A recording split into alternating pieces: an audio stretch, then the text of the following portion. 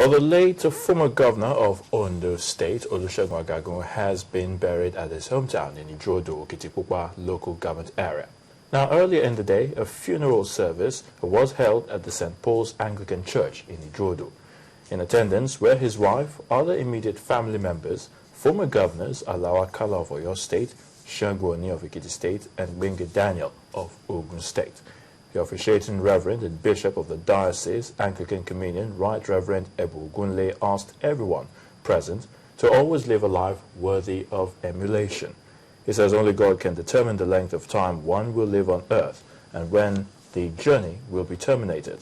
He also prayed for all those who lost their lives in the Associated Airlines crash. The President, Dr. Goodluck Jonathan, was represented at the funeral service by the Police Affairs Minister, Mr. Caleb Olubolade. Governor Agagun was laid to rest in the grounds of the Anglican Cemetery in Ujodo at about 4 o'clock. Meanwhile, the Lagos State government says it will conduct DNA tests to identify the 13 bodies burnt beyond recognition. Speaking with journalists shortly after visiting survivors at the surgical emergency ward of the Lagos State Teaching Hospital, the State Deputy Governor, Mrs. Adejoke Orilokwe Adefulere, said the state government has 13 charred bodies and 7 survivors in its custody. She's asking people whose relatives traveled in the on the ill-fated aircraft to come to the Lagos State University Teaching Hospital, LASUTH, for the DNA test process for identification of the victims. The federal government has been advised to ensure that issues that will pose a threat to the stability and security of Nigeria should not be entertained during the proposed national conference. This is part of the resolutions reached by the Inter-Party Advisory Council after its 3rd executive meeting in Abuja, the nation's federal capital. Noting that the dialogue will help address challenges confronting the nation, the chairman of the council urged all political parties in the country to support the initiative.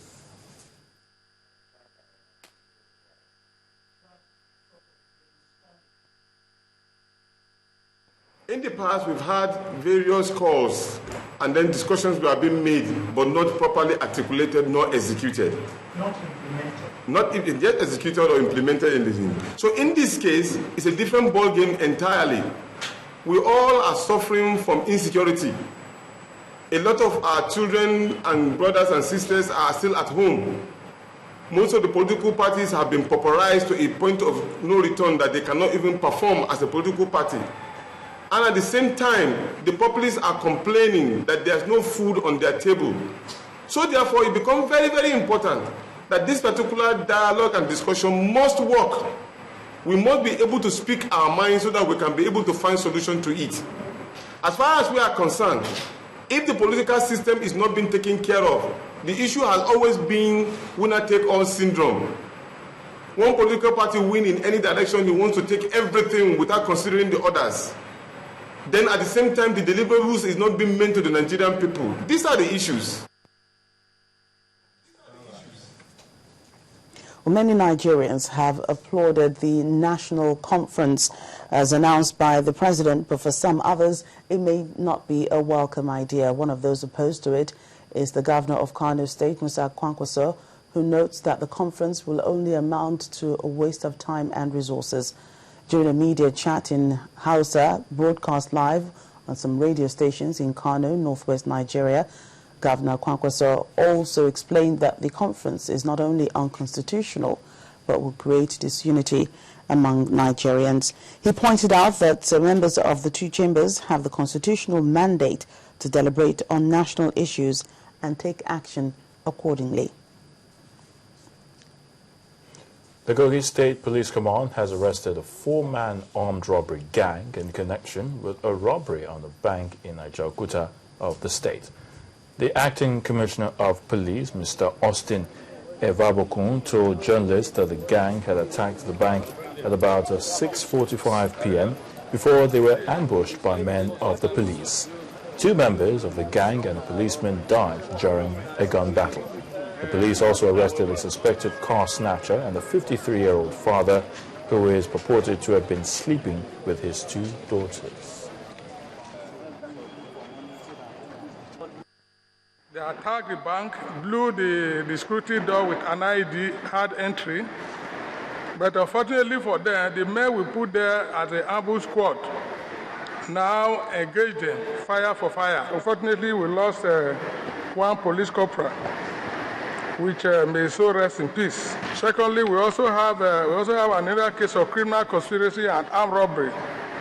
And the suspect is one Yunusa Kadiri.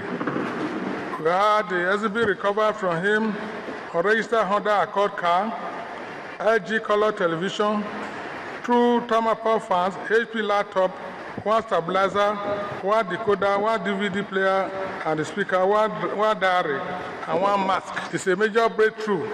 At least this will give us a relief in the command and the state and the adjoining states.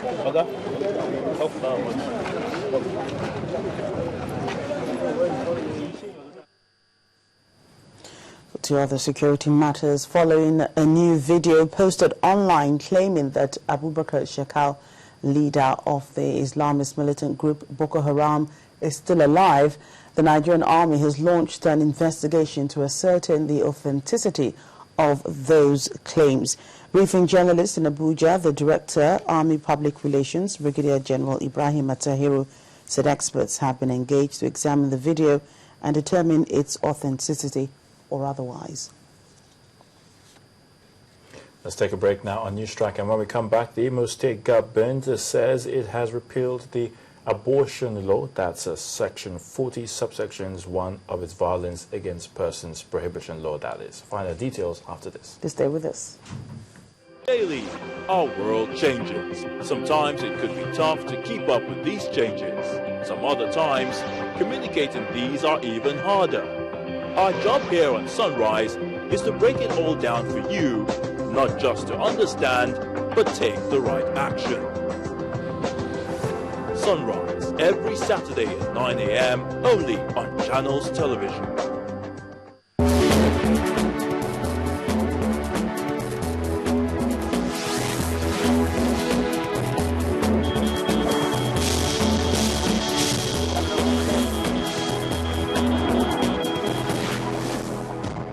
Welcome back. All our top stories and other programs can be found on our website, channelstv.com and youtube.com/channelsweb. And to get us on the move, visit m.channelstv.com to view us on iPad, iPhone or BlackBerry.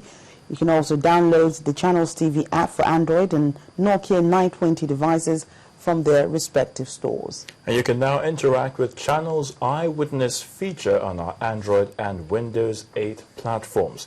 If you have a picture or a video to share with us, all you need to do is download the Channels TV Android application on your device, swipe to reveal the Eyewitness menu, and then follow the instructions to share your report, pictures, and videos.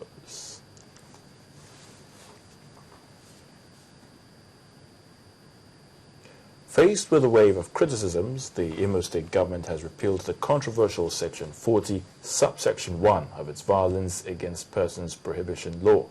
The law states that women have the right to abortion in case of incest and rape.